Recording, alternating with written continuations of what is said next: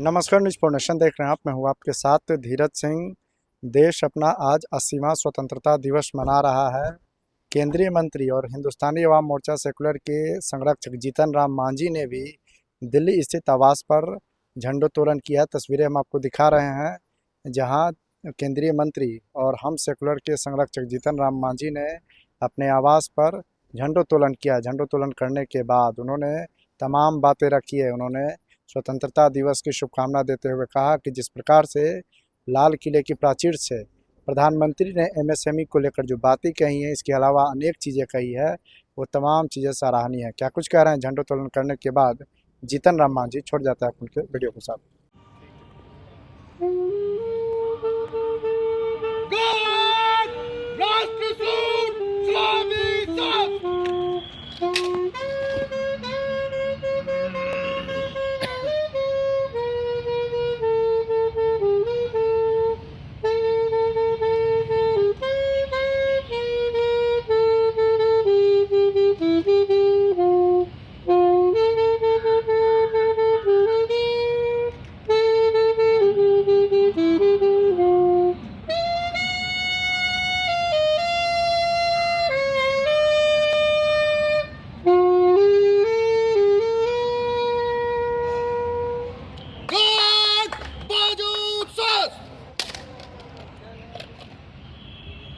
हो गया।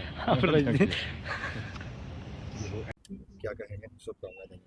सबसे पहले ये आज जो स्वाधीनता दिवस है, स्वतंत्रता दिवस है, जिसका 80वां वर्ष आज हम लोग मना रहे हैं, इस अवसर पर हम अपने देश के वासियों को, अपने दल के लोगों को और संसार में रह रहे हमारे भारतवंशियों को, सबको हम बहुत बहुत बधाई देते हैं, शुभकामना देते हैं।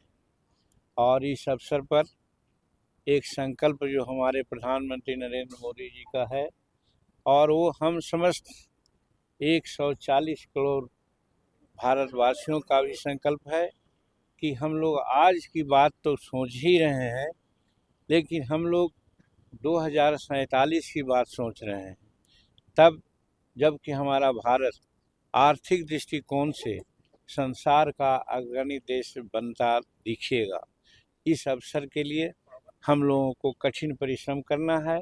उस परिश्रम में जो आज भारत सरकार नायाब तरीके खोज करके भारत के लोगों को विकास के लिए आगे बढ़ाने का काम कर रही है, उसको हमको अपनाना चाहिए।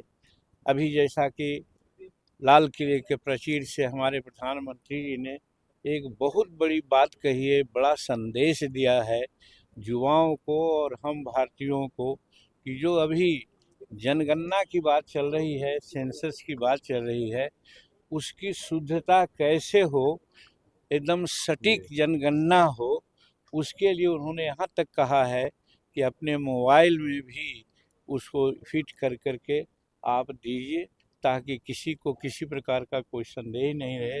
ये बहुत बड़ी बात है। हमारी जनगणना के आधार पर ही देश के प्लानिंग बनती है, हमारा विकास का काम प्रारंभ होता है, शुरू होता है।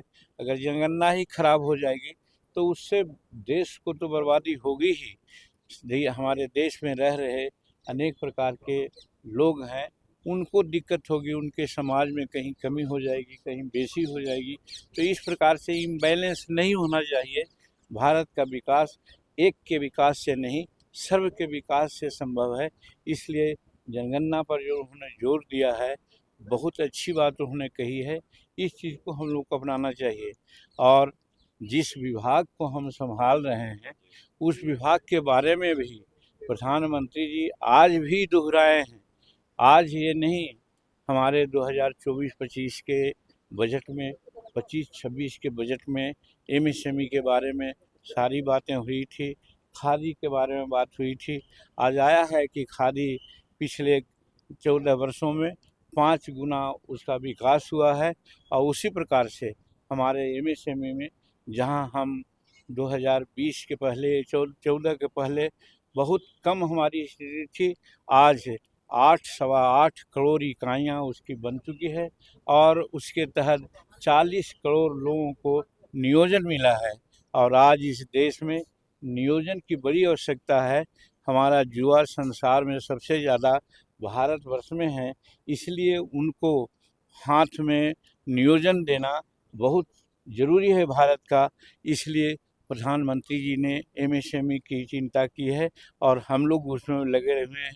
एआई के बारे में भी उन्होंने कहा है कि हम देश के करोड़ बच्चों को एआई का ट्रेनिंग देंगे, जिससे कि आगे की बात कर सकें। कहने का मतलब ये है कि सब दृष्टिकोण से भारत आगे बढ़े, आपस में लोगों में सामंजस्य बने।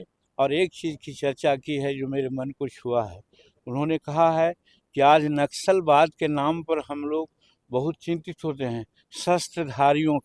शस्त्रधारी नक्सलवादी उतना खराब नहीं है जितना दिमागी नक्सलवादी खराब हैं, और दिमाग बाहर का लेकर के हिंदुस्तान को तोड़ने का साजिश कर रहे हैं, लोगों को बर्बाद करने का, फोड़ने की बात कर रहे हैं। इससे सतर्क रहने की बात उन्होंने कही है। ये बड़ी अच्छी बात कही है। मैं भी कहता हूँ कि दिमाग होना चाहिए तो देश के विकास के लिए, दिमाग होना चाहिए समाज में सामंजस्य स्थापित करने के लिए, और 2047 का जो हमारा लक्ष्य है, प्रधानमंत्री नरेंद्र मोदी जी का लक्ष्य है, उसको प्राप्त करने के लिए हम लोग अपने मनोयोग से, तन मन धन से, हर तरह से हम लोग को प्रयास करना चाहिए। आज स्वतंत्रता दिवस के 80वां वर्ष में इसी प्रकार का संदेश हम अपने सभी साथियों, मतदाताओं को, बिहार वासियों को, पार्टियों को और सभी लोगों को देना चाहते हैं। सर, विभिन्न रिजर्वेशन पे भी बोला है उन्होंने कि सारी पार्टियों से मैं अनुरोध करता हूँ कि एक साथ आए और विभिन्न रिजर्वेशन लेकर के। बात बहुत सी बोले हैं उन्हें, लेकिन इतनी बात कहने का तो मौका है नहीं। जितना कह दिया बात सही है। प्रधानमंत्री जी हमारे एक वर्ग के बारे में नहीं सोचते हैं, युवा के बारे में सोचते हैं, महिलाओं के बारे में सोचते हैं। और जो हमारे एमएसएमई की बात आप बोलते हैं, तो जो हमने कहा कि हम 8 लाख करोड़ लोगों का जो आज एमएसएमई यूनिट बनाया है और 40 करोड़ लोगों को नियोजन दिया है, उसमें 40% हमारी महिलाओं का योगदान है।